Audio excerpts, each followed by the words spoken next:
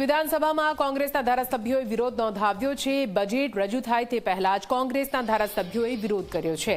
ખેડૂતોની દેવા માફી અને મોંઘવારી મામલે વિરોધ નોંધાવવામાં આવ્યો છે। મહિલાઓ માટે લાડલી યોજના લાગુ કરવી સાથે બેરોજગારી મામલે પણ કોંગ્રેસે વિરોધ નોંધાવ્યો છે।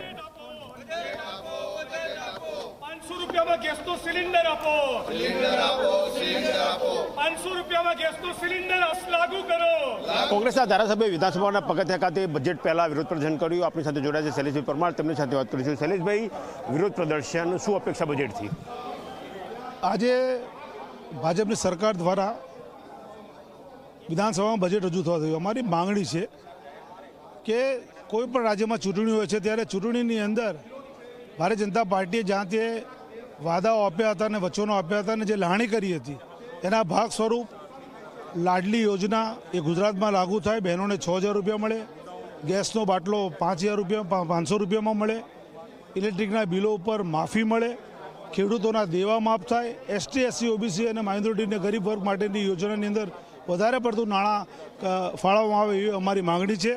પણ અમને ચોક્કસ એવું લાગે છે કે સ્થાનિક સ્વરાજ્યોની ચૂંટણીઓ જ્યારે આવી રહી છે ત્યારે ભારતીય જનતા પાર્ટીનું આ બજેટ એ ચૂંટણીલક્ષી બજેટ હશે એવું અમને દેખાઈ રહ્યું છે।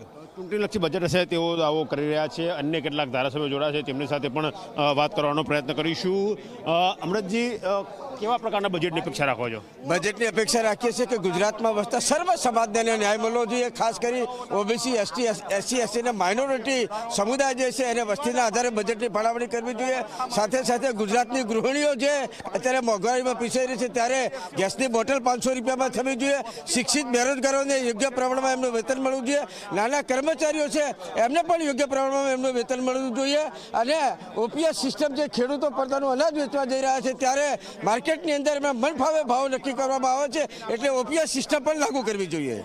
અન્ય કેટલાક ધારાસભ્યો જોડાયા છે, તેમની સાથે પણ વાત કરવાનો પ્રયત્ન કરીશું કે બજેટ કેવા પ્રકારનું હોવું જોઈએ। વિધાનસભા કોંગ્રેસ પક્ષના નેતા તુષારભાઈ છે, તેમની સાથે પણ વાત કરીશું કે તેઓ શા માટે આજે વિરોધ પ્રદર્શન કર્યું અને કેવા પ્રકારના બજેટની તેઓ અપેક્ષા રાખે છે। તુષારભાઈ, શા માટે વિરોધ પ્રદર્શન? વિરોધ પ્રદર્શન અમે એટલા માટે કરી રહ્યા છીએ કે અમારી બી આશા અને અપેક્ષા ગુજરાતની જનતા વતી આ બજેટમાં અમે સેવી રહ્યા છીએ। એટલે આ બજેટમાં ગુજરાતની જનતાની જે માગણી છે કે ખેડૂતોના દેવા સંપૂર્ણ નાબૂદ થવા જોઈએ એની આજે જાહેરાત થાય। ઓલ્ડ પેન્શન સ્કીમ લાગુ પાડવાની સરકાર જાહેરાત કરે।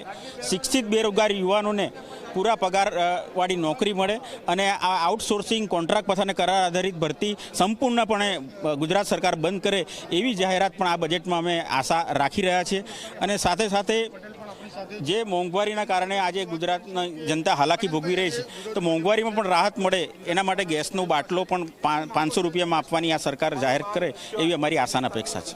જોયું કે આ હતા કોંગ્રેસના ધારાસભ્યો, જેમનું કહેવું છે કે ખેડૂતના દેવા માફ થવા જોઈએ, મહિલાઓને 500 રૂપિયાથી સસ્તું સિલિન્ડર મળવું જોઈએ। જે પ્રકારની યોજનાઓ અન્ય રાજ્યમાં મહિલાઓ માટે છે તેવી યોજનાઓ ગુજરાતમાં પણ દાખલ થવી જોઈએ। સૌથી મહત્ત્વની વાત એ છે કે બેરોજગારો માટે એક ચોક્કસ રણનીતિ હોવી જોઈએ। એટલે આ જે બધી અપેક્ષાઓ છે તેમની સાથે એ અપેક્ષાઓ પૂરી થાય તેવી માંગણી સાથે આજે વિધાનસભાના પગથિયા ખાતે બજેટ શરૂ થાય તે પહેલાં કોંગ્રેસના ધારાસભ્યોએ વિરોધ કર્યો।